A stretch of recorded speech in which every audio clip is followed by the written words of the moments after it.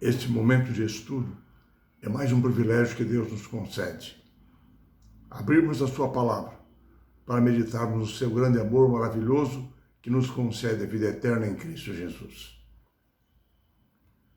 No universo perfeito, o líder dos anjos rebelou-se contra Deus no céu. Iniciou uma guerra moral contra Cristo. Não pôde permanecer ali.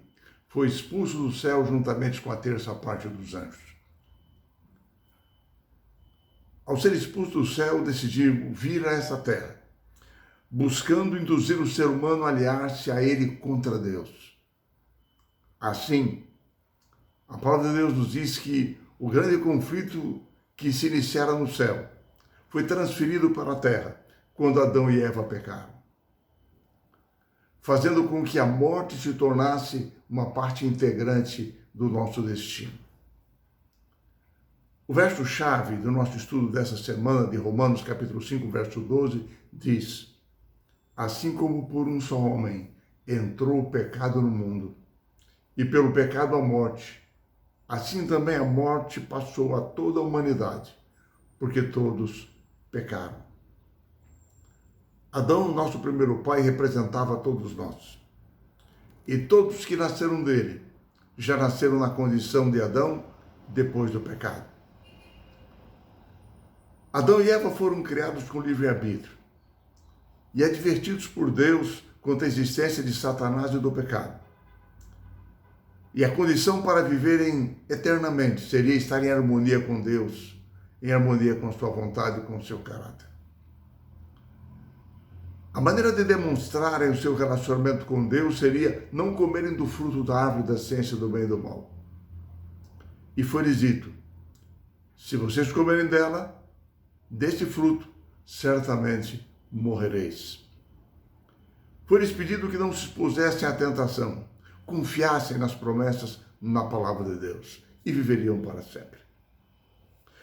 Quando Eva se aproximou da árvore do conhecimento do bem e do mal, o inimigo de Deus apresentou-se através de uma serpente, buscando criar como que um terreno encantado, buscando induzir Adão e Eva ao pecado.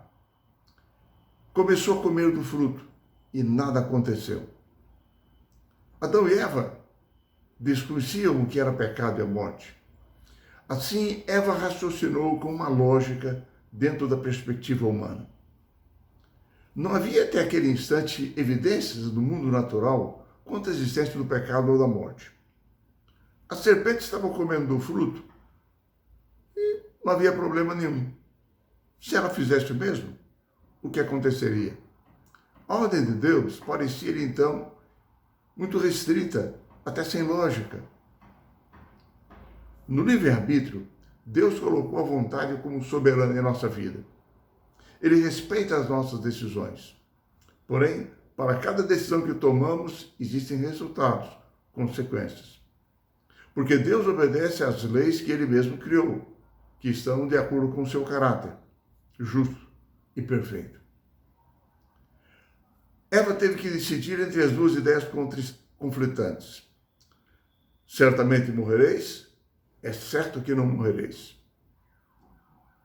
E ela ignorou algumas coisas. Primeiro, a razão humana não é a maneira mais segura de decidir questões espirituais. Segundo, a palavra de Deus é sempre correta e confiável. Terceiro, o fruto não era venenoso em si mesmo, mas ele era um teste. Deus escolhe coisas simples, naturais, para nos testar. A serpente utilizou algumas figuras de retóricas para tentar enganar Eva. Com astúcia, através de mentiras, ele tentou convencê-la daquilo que pareciam ser novas verdades que Eva não conhecia ainda. E assim o que ele fez? Primeiro, ele generalizou a proibição de Deus. É verdade que Deus disse que vocês não podem comer de fruto nenhum? Ali já estava embutida uma mentira. A dúvida. Ela ainda contra-argumentou: não, podemos comer de tudo, só não desse fruto. A proibição é específica. Aí então, Satanás contradisse a declaração de Deus. Ele disse: é certo que vocês não morrerão. E mais ainda, ele acusou Deus de suprimir, de esconder deles uma nova verdade. Uma verdade que parecia ser essencial, de que eles poderiam ser conhecedores do bem e do mal. E assim ele colocou dúvida no caráter de Deus, na sua justiça. E o inimigo disse: os olhos de vocês se abrirão, e como Deus sereis conhecedores do bem e do mal. Na verdade, ele devia ter dito: quando os olhos de vocês se abrirem, vocês serão semelhantes a mim. Porque Deus não conhece o mal. O pecado de Lúcifer no céu foi tentar ser semelhante ao Altíssimo. E ele queria levar Adão e Eva a se unirem a ele numa atitude de independência de Deus, obedecendo a sua palavra, como se fossem deuses.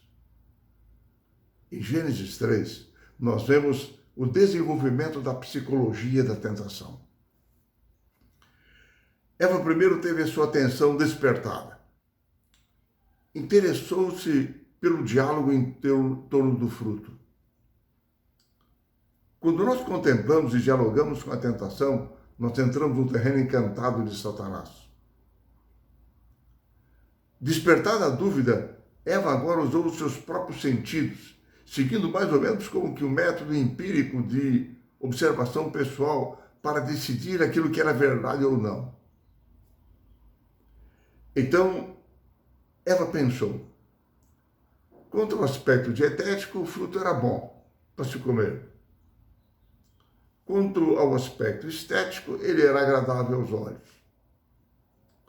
Quanto ao aspecto lógico, ele era desejável para dar entendimento. Afinal, ela conheceria um novo caminho que se abria diante dela. Assim, novos passos foram dados no caminho da tentação. Eva sentiu o desejo de comer do fruto. Teve tempo para planejar fazê-lo durante o diálogo com a serpente. E finalmente ela tomou a decisão, executou o plano do inimigo e comeu do fruto. E mais ainda, ela compartilhou o fruto com Adão, seu esposo. O pecado possui um terrível poder de compartilhamento. Muitos argumentam hoje que todas as formas de conhecimento são válidas. Porém, sem Deus e a orientação da sua palavra, o conhecimento pode nos conduzir ao mal, ao pecado.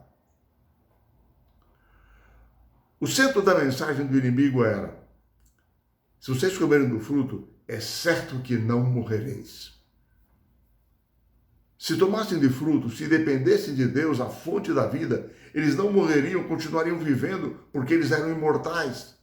Aí estava o cerne da mentira. E essa mentira, proferida no Jardim do Éden, permaneceu na base da filosofia e da religião da humanidade através dos séculos. Nós vimos isso na religião egípcia, através da mumificação e através da arquitetura funerária que eles desenvolveram. Na filosofia grega, nós encontramos em Sócrates, Platão e nos diferentes filósofos gregos a mesma ideia. Eles ensinavam que, em lugar de o ser humano ser algo indivisível, a união do corpo e do fôlego de vida, tornando o homem uma alma vivente, para os gregos havia um dualismo, havia o corpo material e a alma espiritual. E assim para os gregos havia uma alma imortal que continuava existindo depois da morte e que iria para o Hades. Esse pensamento grego influenciou o mundo cristão após a morte dos apóstolos. Desenvolveu-se muito na igreja romana e teve em Dante Alighieri um dos seus expoentes. Quando ele desenvolveu a ideia de que após a morte a alma vai para o purgatório e dali ela vai para o céu ou para o inferno. No mundo moderno, essas ideias continuam existindo na maioria das igrejas cristãs. E muitos ensinam que quando a pessoa morre, a alma se desprende do corpo e ela vai para o céu ou vai para o inferno. Mas nós iremos, durante esse trimestre todo, perceber que a visão bíblica é bastante diferente. Quando os olhos de Adão e Eva se abriram, eles perceberam algumas coisas impressionantes. Primeiro, haviam quebrado seu relacionamento com Deus. deixaram a sua lealdade a ele, passaram a seguir ao inimigo e se tornaram leais a Satanás. Segundo, haviam perdido a glória de Deus que pairava sobre eles. Sentiram-se nus, sozinhos, afastados de Deus. Terceiro, da perspectiva teológica, eles foram acometidos de teofobia, ou seja, medo de Deus. Se esconderam dele, em vez de desejarem como antes a sua comunhão. Da perspectiva psicossocial, eles experimentaram vergonha de si mesmos. Eles perderam o senso da dignidade pessoal. Passaram a sentir revolta contra si mesmos por aquilo que haviam feito. Passaram por uma crise de responsabilidade. Sentiram-se culpados e passaram a culpar um ao outro. Descobriram logo que o reino de Satanás não é mais um reino de amor, de justiça e de paz como o reino de Deus, e sim um reino de escravidão e de domínio do pecado. Perderam a capacidade de distinguir entre o certo e o errado. Sua natureza havia se tornado pecaminosa, corrupta, e agora precisavam da orientação, da revelação de Deus para discernir entre o bem e o mal. Do ponto de vista físico, sentiam-se inseguros. Foi-lhes anunciado que cansariam pelo trabalho, sentiriam dores e por fim morreriam. Da perspectiva ecológica, toda a natureza foi afetada pelo pecado. Ao verem as primeiras folhas murcharem, caírem, eles choraram de tristeza, porque eles viram ali os sinais da decadência e os primeiros resultados do pecado. Não morreram naquele dia. Adão viveu 930 anos, porém, eles tiveram ali a sua sentença. Porém, nesse mesmo momento, em meio àquele quadro frustrante de tristeza, de desespero e de insegurança, veio a graça maravilhosa de Deus. Deus pergunta: Adão, onde é que você está? Deus os convida para o diálogo, para que percebessem a condição em que agora se encontravam. E após um diálogo de conscientização da situação, o Senhor condena a serpente. E agora Deus diz que havia uma promessa para eles. Da descendência da mulher, nasceria um descendente que destruiria o poder de Satanás, que eliminaria a morte, a dor e o sofrimento na face da terra e poria fim ao grande conflito que se iniciara no céu. Deus determinou a Adão que sacrificasse um animal, numa dolorosa experiência exemplificando o futuro sacrifício de Cristo, que assumiria a natureza humana para morrer pelo ser humano na cruz do Calvário. Haveria uma vitória sobre a morte e sobre o pecado. Haveria a renovação de todas as coisas. Um dia o Éden seria restaurado e eles viveriam para sempre. Enfim, desde o Jardim do Éden, o Evangelho foi revelado. Pela fé, no sacrifício daquele animal, eles podiam contemplar o sacrifício por eles de Cristo Jesus na cruz do Calvário, o descendente da mulher. Nossos primeiros pais não puderam permanecer no jardim. Um dia morreriam, mas com a promessa da vida eterna. Hoje, cada dia, nós estamos tomando decisões ao lado de Deus ou contra Deus. Permaneçamos ligados a Deus pela fé, orando, confiando em sua palavra, para que um dia, havendo nós aceito a graça perdoadora de Deus, possamos juntos herdar a vida eterna no reino celestial. Que o Senhor nos abençoe e nos guie para tanto.